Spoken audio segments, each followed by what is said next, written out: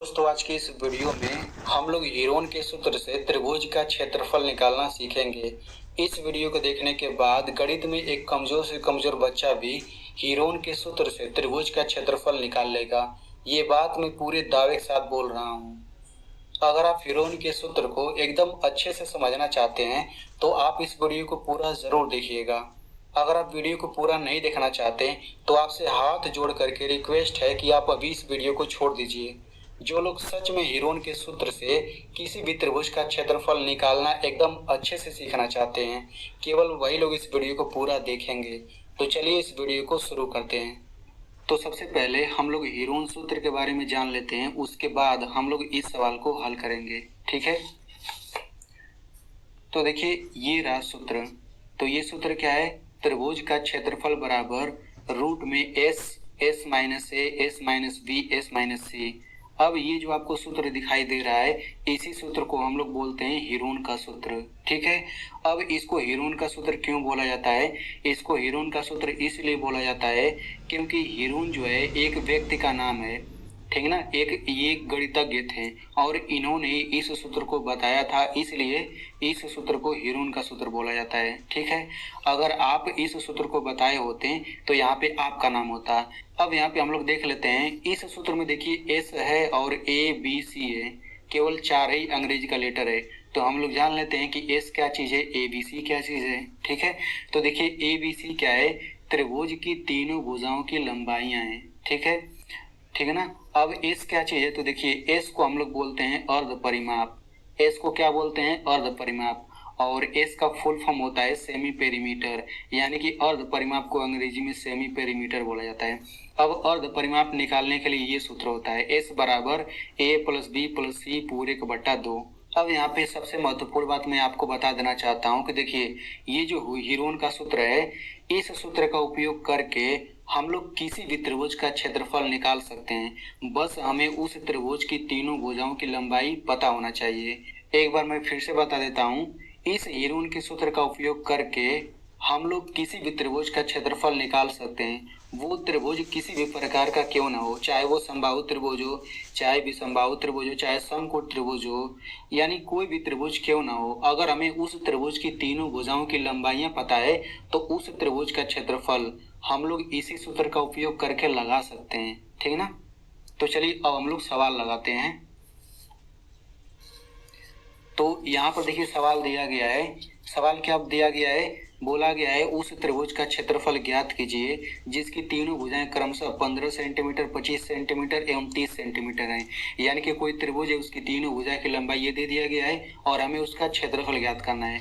तो सबसे पहले हम यहाँ पे एक त्रिभुज बना देंगे, इसमें हम लोग यही तीनों भुजाओं की लंबाई लिख लेंगे और इस त्रिभुज का नाम दे देंगे। मैंने त्रिभुज का नाम पी क्यू आर रखा है, आप चाहे तो ए बी सी रख सकते हैं, नाम कोई भी दे सकते हैं। ठीक है, अब हम क्या करेंगे, यहाँ पर ए बी सी लिख लेते हैं। तो हम लोग यहाँ पे ए बी सी लिख लेते हैं। ठीक है, तो ये मैंने लिखा ए और यहाँ पे लिख लेते हैं ये बी हो जाएगा और ये हो जाएगा सी। ए बी सी क्या है?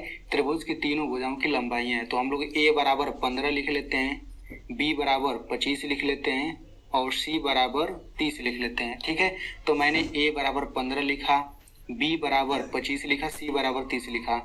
ठीक ना, आप चाहें तो ए बराबर 30 लिख सकते हैं, बी बराबर 15 लिख सकते हैं, सी बराबर 25 लिख सकते हैं। आप चाहें तो ए बराबर 25 लिख सकते हैं, बी बराबर 30, सी बराबर 15, यानी कि ए बी सी आप कुछ भी ले लीजिए। ठीक ना, इन तीनों में से आप ले सकते हैं, आंसर सेम ही आएगा। अब हम क्या करेंगे, यहाँ पे एस निकाल लेते हैं। तो एस का सूत्र होता है ए प्लस बी प्लस सी पूरे का बट्टा 2। ठीक ना, अब क्या करेंगे, इसी में ए बी सी के जगह पे ये सब रख दीजिए। तो ए की जगह पे क्या रखना है 15 प्लस बी के जगह पे रखेंगे 25 प्लस सी के जगह पे क्या रखेंगे 30 और ये हो जाएगा पूरे का बट्टा 2। ठीक ना, अब क्या करेंगे, इन सभी को जोड़ लीजिए। तो 15, 25 और 30 को जोड़ेंगे क्या आएगा, तो 15 और 25 को जोड़ेंगे तो 40 आएगा और 40 में 30 जोड़ेंगे तो 70/2 हो जाएगा। अब देखिए 70/2 आ गया, तो हम 2 से 70 में भाग कर देंगे। ठीक है ना, 2 से 70 में भाग करेंगे तो कितना आएगा, 2 से 70 में भाग करेंगे तो ये आपका आ जाएगा 35। तो यहाँ पे 2 से 70 में भाग करने पर 35 आ गया। तो मैं यहाँ पे भाग करके दिखा देता हूँ, हो सकता है कि कई लोगों को दिक्कत हो।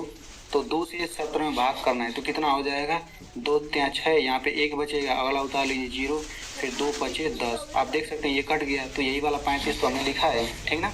तो इस तरह से हमें a बराबर 15 पता चल गया, b बराबर 25, c बराबर ये और s बराबर 35 आ गया।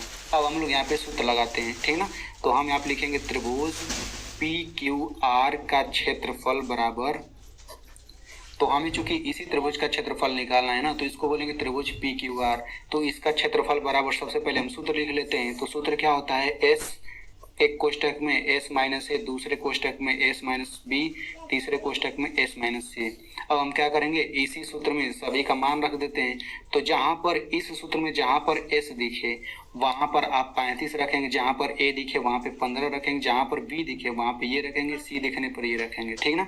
तो s की जगह पे क्या रखना है, ये वाला 35, पे 35 लिख दिया, कोष्टक लगाइए। इस s की जगह पर भी 35 लिखेंगे, माइनस से माइनस लिखिए, a की जगह पे क्या लिखेंगे 15, तो ये हो जाएगा 15। अब यहाँ पे इस s की जगह पर भी हम लिखेंगे 35, माइनस इस b की जगह क्या रखेंगे 25, तो ये हो गया 25। फिर इस s की जगह क्या रखेंगे 35, माइनस इस c की जगह क्या रखेंगे, ये 30 रखेंगे, तो ये हो गया 30।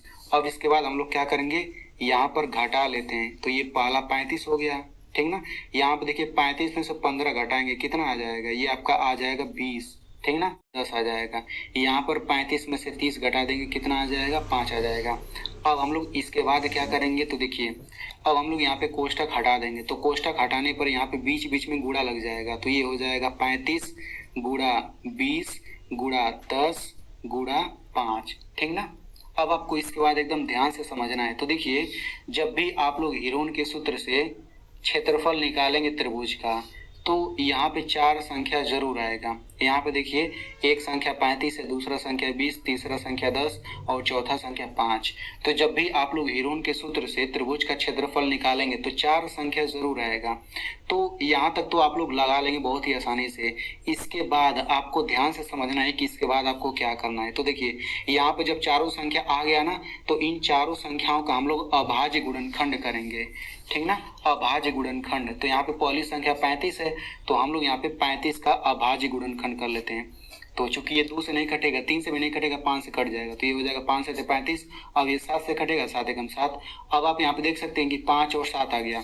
तो हम क्या करेंगे, ये रूट लगाएंगे और इस 37 की जगह लिख देंगे 5 गुणा 7, यानी इन्हीं को लिखेंगे, बस गुणा लगा देंगे, फिर गुणा करिए। ऐसे ही 20 का अभाज्य गुणनखंड करिए, तो ऐसे लिखिए, 2 से कट जाएगा, 2 यहाँ पे 20, फिर 2 से कट जाएगा, 2 5 10। अब ये 5 से कट जाएगा, 5 एकम 5। तो अब हम आगे क्या लिखेंगे, 2 गुणा 2 गुणा 5, समझ गए ना, 2 गुणा 2 गुणा 5, फिर गुणा लगाइए। अब ये तीसरी संख्या 10 है, तो इसका भी अभाज्य गुणनखंड कर लेते हैं। तो 10 का अभाज्य गुणनखंड करिए, 2 5 10, 5 एकम 5। तो इस 10 के जगह पे लिखेंगे 2 गुणा 5, फिर गुणा हो गया। अब ये लास्ट संख्या है 5, इसका भी अभाज्य गुणनखंड कर लेते हैं। तो ये 2 से नहीं कटेगा, 3 से नहीं कटेगा, सीधे 5 से ही कटेगा, तो 5 एकम 5। तो यानी कि 5 के जगह पे 5 ही लिखेंगे। आप देख सकते हैं 5 ही तो आ रहा है। अब देखिए अगर आपको ये करना अच्छे से नहीं आता होगा तो इस पर मैंने वीडियो बना दिया है, उसका लिंक मैं यहाँ पे ऊपर दे दूंगा। अब देखिए जब आप लोग सवाल लगाएंगे तो अगर आपको इसमें भी गलती करेंगे ना, तो ये पूरा सवाल गलत हो जाएगा। तो आप लोग ध्यान दीजिएगा कि जब भी आप लोग सवाल लगाएंगे तो ये आपका सही से होना चाहिए, ठीक ना। तो देखिए अब हमने इसका अभाज्य गुणनखंड करके नीचे लिख लिया। इसके बाद अब हम लोग क्या करते हैं, तो देखिए ध्यान से सुनिएगा। अब जब हमने अभाज्य गुणनखंड करके इतना लिख दिया, तो अब आपको क्या करना है, देखना है कि एक ही संख्या रूट के अंदर 2 बार आया है कि नहीं। तो आप देख सकते हैं कि यहाँ पर 5 आया है और यहाँ पर भी 5 आया है, ठीक ना। मैं इसको ऐसे कर देता हूँ। तो जब रूट के अंदर एक ही संख्या 2 बार आया रहता है तो वो दोनों रूट से बाहर निकल जाता है। एक बार मैं फिर से बता देता हूँ कि अब हम क्या करेंगे, रूट के अंदर संख्या खोजेंगे। अगर एक ही संख्या 2 बार आया है तो वो दोनों ही रूट से बाहर निकल जाता है। जैसे देखिए 5 यहाँ पर भी है, 5 यहाँ पर भी है, तो ये दोनों ही रूट से बाहर निकल जाएगा। लेकिन रूट से बाहर जाने के बाद ये केवल अकेला बच जाएगा, ठीक ना। रूट से तो दोनों बाहर निकलेंगे, लेकिन रूट से बाहर आते ही केवल एक 5 बचेगा। फिर गुणा लिखिए।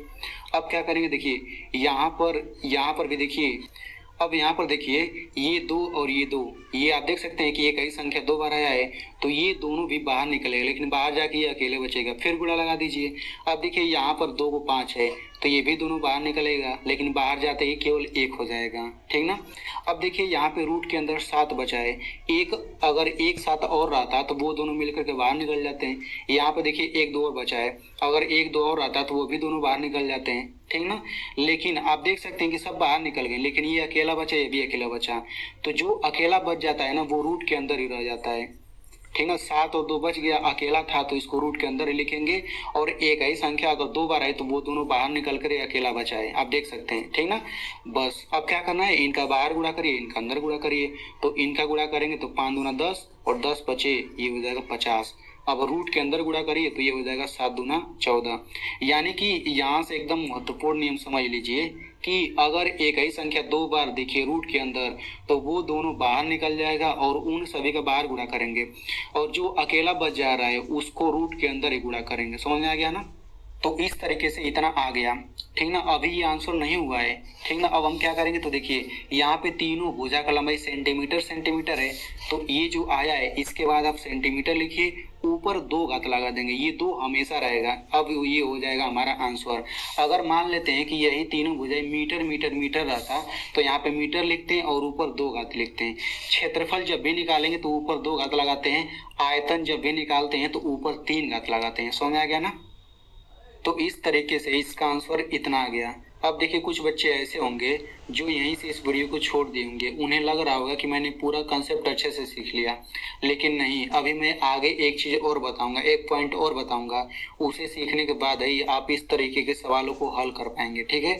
जो उसे नहीं सीखेगा इसमें ज़रूर गलती करेगा, ठीक है ना। तो आप लोग उसे ज़रूर सीखिएगा, और उसे समझाने के बाद मैं आपको एक सवाल भी दूंगा, तो आप लोग उसे ज़रूर लगाइएगा। तो चलिए उसे हम लोग सीखते हैं।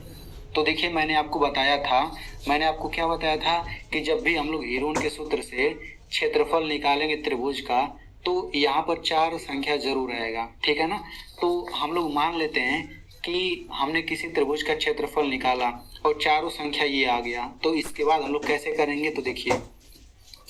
तो यहाँ पर चारों संख्या क्या है, पहला संख्या 45 है, दूसरा 12 और तीसरा 3 है और चौथा 5 है। तो हम लोग इन चारों का अभाज्य गुणनखंड करेंगे। तो यहाँ पे सबसे पहले 45 है, तो 45 का अभाज्य गुणनखंड करिए। ये किससे कटेगा, 3 से। 3 एकम 3, 3 5 15, फिर 3 से कटेगा, 3 5 15, फिर 5 से कटेगा, 5 एकम 5। तो ये रूट लगाइए बड़ा सा, 45 है तो ये लिखेंगे 3 गुणा 3 गुणा 5, तो 3 गुणा 3 गुणा 5, फिर गुणा लगा दीजिए।